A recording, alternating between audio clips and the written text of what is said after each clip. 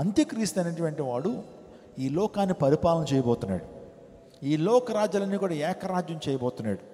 ఇంకా one world government రాబోతూ ఉంది. నేను చెప్తున్నాను భవిష్యత్తులో ఏం జరగబోతూ ఉంది అని ఆలోచన చేస్తే, వన్ వరల్డ్ గవర్నమెంట్ రాబోతుంది, వన్ కరెన్సీ రాబోతూ ఉంది. ఇప్పుడు క్రిప్టో కరెన్సీ అనేటువంటిది వెలుగులోకి వస్తూ ఉంది. ఆ తర్వాత ప్రపంచవ్యాప్తంగా గ్లోబలైజేషన్ జరుగుతూ ఉంది. చూడండి, ఇదివరకు ఒక దేశం నుంచి ఒక దేశానికి వెళ్ళాలంటే అసలు అది పెద్ద కష్టతరమైన పరిస్థితి అయ్యేది. ఇప్పుడు చాలా ఈజీగా ఒక దేశం నుంచి మరొక దేశానికి వెళ్ళిపోవచ్చు. మీరు ఇక్కడ తయారు చేసిన వస్తువులు అమెరికా దేశంలో అమ్ముకోవచ్చు, అమెరికా నుంచి ఇక్కడ ఇంపోర్ట్ చేసుకోవచ్చు, మీరు ఎక్స్పోర్ట్ చేయొచ్చు. అంటే వ్యాపార విషయంలో ప్రపంచం అంతా కూడా ఒక సింగిల్ హబ్గా మారిపోతుంది. దాన్నే గ్లోబలైజేషన్ అన్నారు.